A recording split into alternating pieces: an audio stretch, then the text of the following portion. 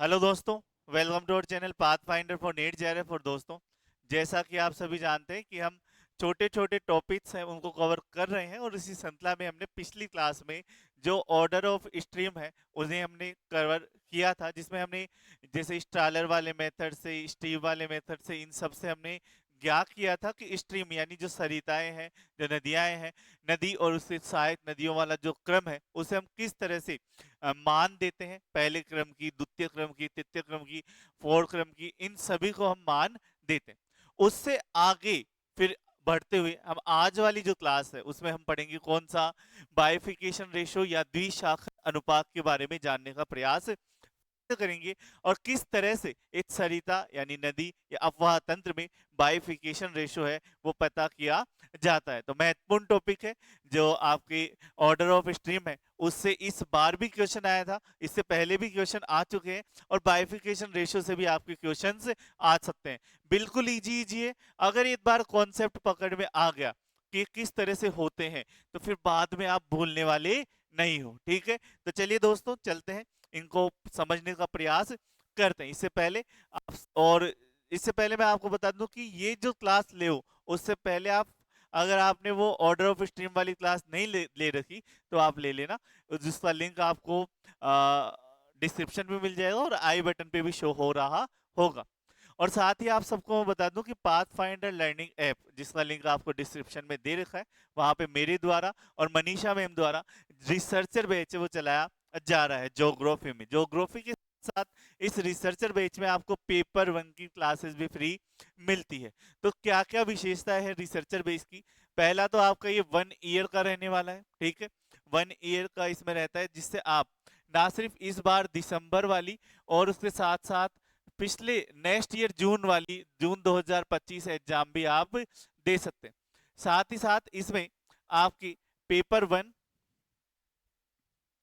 और पेपर 2 यानी ज्योग्राफी दोनों की क्लासेस रहती है। पेपर 1 की क्लास आपके 8:30 बजे से रहती है, ज्योग्राफी की क्लास आपके 10:30 से लेकर 2 बजे तक, दो क्लासेस हैं वो होती है। बीच में आपका एक टेस्ट होता है। ठीक है, तो जो ऑनलाइन क्लासेस हैं वो प्रॉपर रूप से आपको अवेलेबल रहती है। डेली क्लास हमारी रहती है, संडे कभी कभी ऑफ रहता है, या फिर संडे को आपके टेस्ट रहते हैं। उसके अलावा पेपर 1 की लाइव प्लस रिकॉर्डेड, वो तो आपको पता ही है, दोनों की क्लासेस हैं वो लाइव और रिकॉर्डेड अवेलेबल है। इसके अलावा आपको पेपर 1 की नोट्स हैं वो आपके पीडीएफ फॉर्मेट में मिलते हैं। ठीक है, और ज्योग्राफी के जो नोट्स हैं वो आपको किस फॉर्मेट में मिलेंगे? ज्योग्राफी के नोट्स आपको बुकलेट फॉर्मेट में मिलेंगे, यानी हम आपको बुक सेंड करेंगे यहाँ से। जैसे भू आकृति विज्ञान वाली बुकलेट है, तो ये सभी बुकलेट आपको कुरियर के माध्यम से अवेलेबल करवाई जाएगी। पूरा जो सिलेबस है हमने आपके 18 बुकलेट में बांट रखा है। ठीक है, जैसे कृषि भूगोल अलग से, जनसंख्या भूगोल अलग से, अधिवास भूगोल अलग से। तो इंपॉर्टेंट इंपॉर्टेंट टॉपिक्स, नोट्स और पूरा सिलेबस कवर करते हुए हमने इनको बांट रखा है। ये भी आपके इस रिसर्चर बैच में साथ में ही अवेलेबल रहती है। और उसके साथ साथ टेस्ट सीरीज भी आपका इसी में आता है, test series with solution.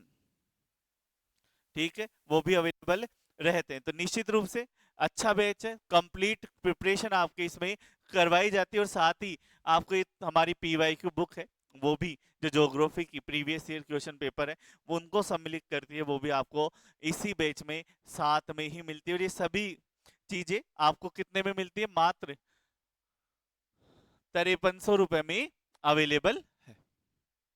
RPSC first grade school व्याख्याता का बैच भी अवेलेबल है, जिसमें live recorded classes, test series, notes, सभी चीजें अवेलेबल रहेगी।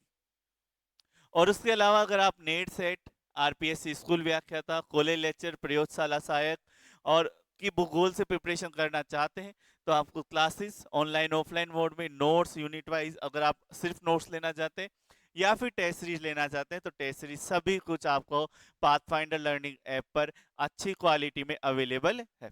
आप जाएं, लिंक डिस्क्रिप्शन में दे रखा है, वहां आप देख सकते हैं। चलिए दोस्तों, तो अब चलते हैं नेक्स्ट, हमारा बाइफिकेशन रेशो पर चर्चा करते हैं। तो हमने स्ट्रीम ऑर्डरिंग देखा था, ऐसा कुछ हमने बताया था, पिछली पिछली जो क्लास हुई थी उसमें हमने ये जाना था कि ये नंबर कैसे देते हैं, एक नंबर कैसे देते हैं, दो नंबर कैसे देते हैं, तीन नंबर कैसे देते हैं। अगर नहीं जाना, नहीं पता किस तरह से ये दिया जाता है, तो आप वो वीडियो है वो निश्चित रूप से आप जाके देख लेना, 10-15 मिनट से ज्यादा का वीडियो नहीं है, ठीक है। तो इसका हम देखेंगे कि बाइफिकेशन रेशो कैसे निकाला जाता है और क्या होता है, ठीक है। तो बाइफिकेशन रेशो जो होता है वो किसी सरिता श्रेणी या श्रेणी के सरिता खंडों की संख्या तथा उसके अगले सरिता खंडों की संख्या का अनुपात होता है। तो हमने क्या है, एक अपवाह तंत्र बनाया। इस अपवाह तंत्र में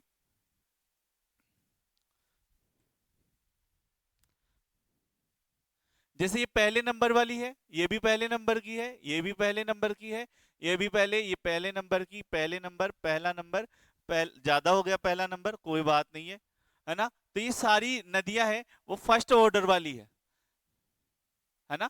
तो किसी सरिता खंड की संख्या तथा उससे अगले सरिता खंडों की संख्या का अनुपात। तो ये फर्स्ट ऑर्डर वाली कितनी हो गई, 1 2 3 4 5 6 7 8 9 10 11 12 13 14।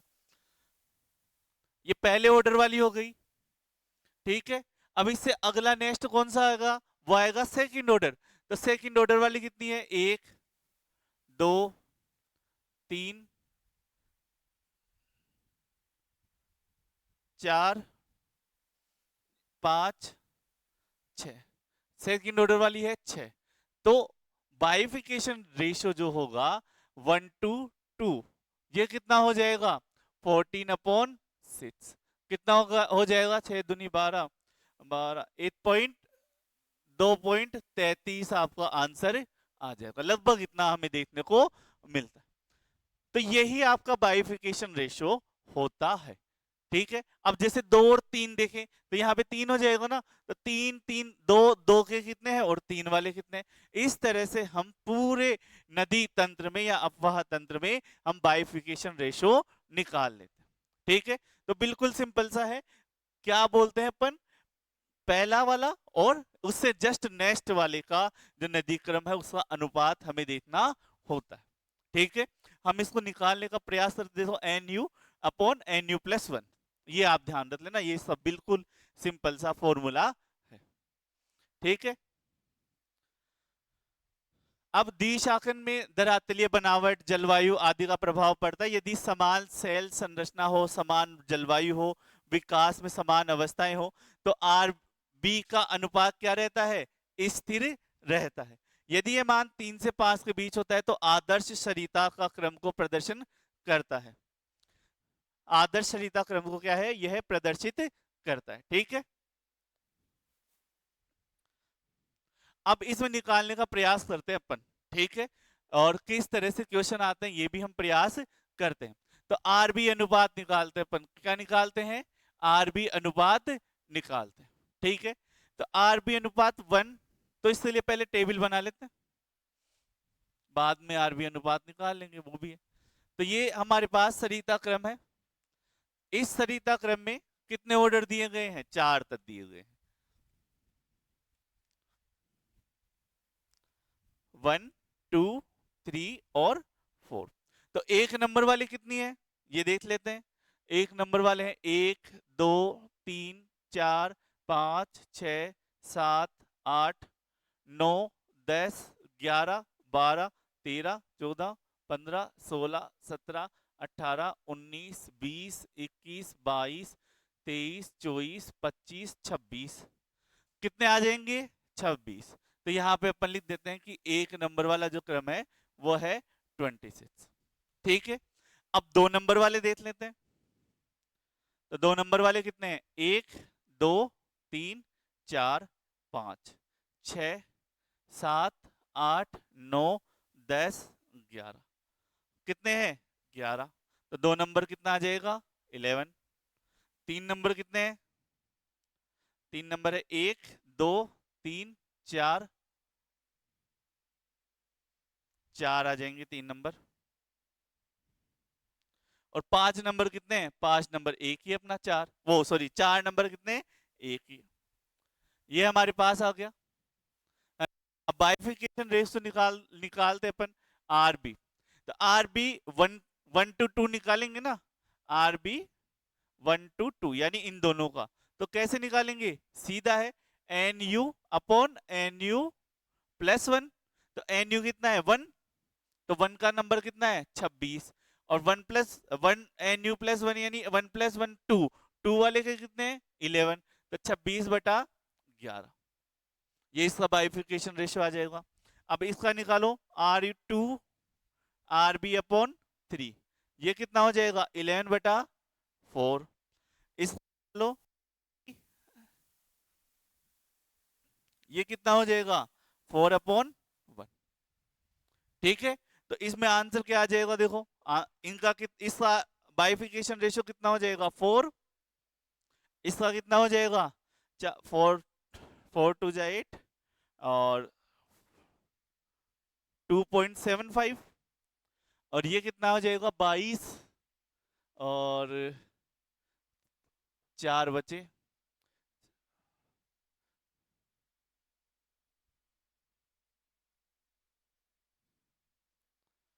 2.36। तो इस तरह से हमारे पास ये मान आ गया। अब आपके क्वेश्चन में जो पूछेगा कि कौन से संहिता क्रम में या किस क्रम का बाइफिकेशन रेशियो सबसे ज्यादा है, सीधा यही पूछेगा, है ना। तो बाइफिकेशन रेशियो सबसे ज्यादा किसका आया, इस वाले का आया नहीं आया, तो आंसर हो जाएगा। ठीक है, तो आर बी 3/4 आपका सही आंसर रहने वाला है। तो इस तरह से अपन बिल्कुल सिंपल सा है, लेकिन द्विशाखन आते ही या बाइफिकेशन नाम सुनते ही हमें लगता है कि बहुत जटिल काम हमें करना होगा। जटिल काम हमें नहीं करना, बिल्कुल सिंपल सिंपल चीजें हमें करनी रहती है यहाँ पे। ठीक है, एकदम आसान क्वेश्चन आएगा, इस क्लास को अच्छे से समझ लेना, एक बार और देख लेना, है ना, और बिल्कुल आसानी से आप इसे करना। ठीक है, आप बोलो तो एक एक क्वेश्चन और करके बताएं अपन, है ना। ये क्वेश्चन करें या आप करके मुझे कमेंट में बताओगे आंसर सही, इसका आंसर क्या किया जाए इससे संबंध में। तो आप ऐसा करना, अच्छे से समझना, कोई भी डाउट हो तो मुझे बता देना। कल हम इससे आगे वाला जो टॉपिक है वो पढ़ेंगे, और इसका आंसर मुझे आप कमेंट में बता देना। ठीक है, इसमें भी 4 तक है, तो आप मुझे बताना 1, ये कितना आ रहा है,